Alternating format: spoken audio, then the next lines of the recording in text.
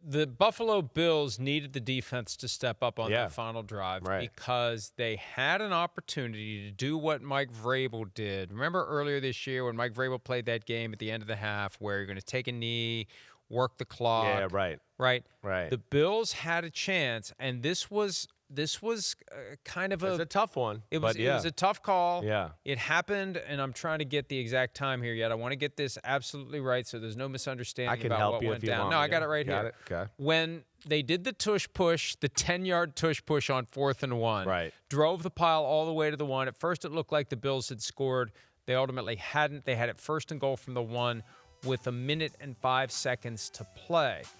The Jaguars let them score because they wanted to get the ball back, which should have told you that maybe the Bills should have opted to not score in order to bleed more time off the clock because the Jaguars were out of timeouts. They had called their final timeout prior to the 4th down play that we're seeing the end result of here, literally the tail end of Josh Allen hitting the ground. So the Bills score on the next drive. There's 1 minute and 4 seconds left when the Jaguars start the next drive. Now, it was a great kickoff within the landing zone, covered well, 23-yard line. If that thing goes out of the end zone, it's 35. So they're already starting in a deeper hole. They're at the 23. And it was that first play that got picked off. Yeah, but they were in a position where they could have gotten into range for a 70, maybe 75-yarder. Sean McDermott said that he didn't even go out before the game. He didn't want to see Cam Little kick. Like, he's freaked out by the kicker. And they asked McDermott why they didn't try to bleed the clock after the game, and he said, I really honestly wanted to try and bleed the clock down if we could, but it's like, okay, what plays do you have that do that? You could probably go through this for an hour and talk about this. You take a knee, the ball's inside the 1. By the time we take the snap and even knee it, you're like, okay, run the clock to 30 seconds, 28, whatever.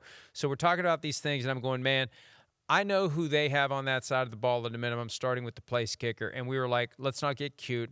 Let's go win this thing and put our defense out there. And they did. So in the moment, instead of trying to outthink it and outsmart himself, because you're running the risk of not scoring at all. Right. Like, let's take everybody back. New England and Vrabel did this earlier against Cincinnati, I believe, right? And they had to go 4th down, made an amazing play. His ass. Right. They had to ended up, oh my gosh, that was 4th down, right? They did it on 1st down. They didn't score on 2nd. They didn't score on 3rd. And then it was like, you might not score at all now than when you took that play. So it is a tough one. And I think, too, to McDermott's point is, okay, yeah, you want to maybe run the old quarterback sneak and just and take some time out, but maybe you're going to lose a half yard, a yard in that moment. So now, like, we know it's not a given you're just going to score from the 2-yard line. I don't care who you got. That's tough. So he takes that and goes, wait, we're there right now. We're going to take our 7, take the lead. And, of course, he's a defensive coach, and he believes in his unit. And he had seen, I think, Trevor Lawrence be a little shaky during moments of the football game. So I think with all of that, I don't second guess it. But certainly that was a part of the game where we were all wondering what he might do. And it's certainly you could have justified him doing the old, hey, let's just kneel on the ball and chew up some clock before we try to score the touchdown. But we know there's great risk in that. I would have had faith in Josh Allen still in no matter what. Right. After what you just saw. Give up a yard. Yes. Yeah, right. Yeah. Right. Another tush push, and you just let Josh Allen finish the job. But you know what? If he suffers an injury on that final tush push, then we're having a different conversation. They asked Allen about it after the game, and he said, given how it worked out, we did the right thing. Standing here right now, we did the right thing. Yeah. But you trust your defense sometimes, and your defense works it out. It's a shame, though, because we could have seen maybe an 80-yard field goal try from Cam Little to force overtime. Well, that's right. I mean, we thought that was a possibility, and we talked about that all year. Cam Little could be, this could be the guy where you just get to midfield and you go, we got a chance. And he's an incredible weapon that way. It was a lot of fun yesterday, that game, and all the damn games were, but that was a really damn good one. I think with all the pressure on McDermott and the chatter around that and Harbaugh and Josh Allen and everything there, that really was a big moment for Buffalo. And, hey, they find a way to beat the Broncos on Saturday, and they're one game away from doing what they haven't done since 1990. It's amazing.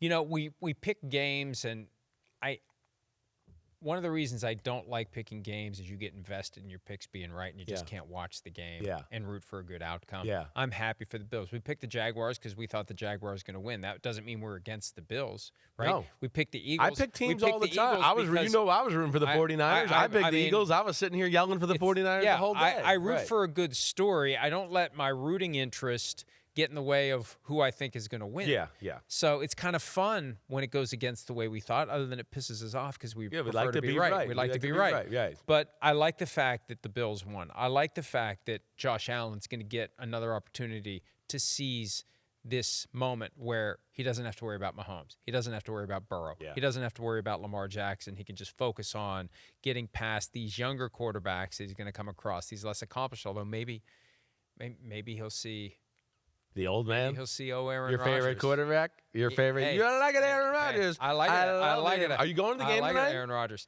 TBD. What? TBD. Yeah. I got a show in the morning, man. I won't get home till like 2 a.m. It's one thing to say, I'd really love to go to the game. And then it's like, sometimes you just got to do it. You just got to go. It's go hard or go home. And go hard here. I mean, come on. I'm choosing to go home. Are you giving me the option? Go hard or go home? I'll go home. All right. Hi, it's Mike Florio. Thanks for watching PFT on YouTube. Hit subscribe for the latest news and analysis from Pro Football Talk.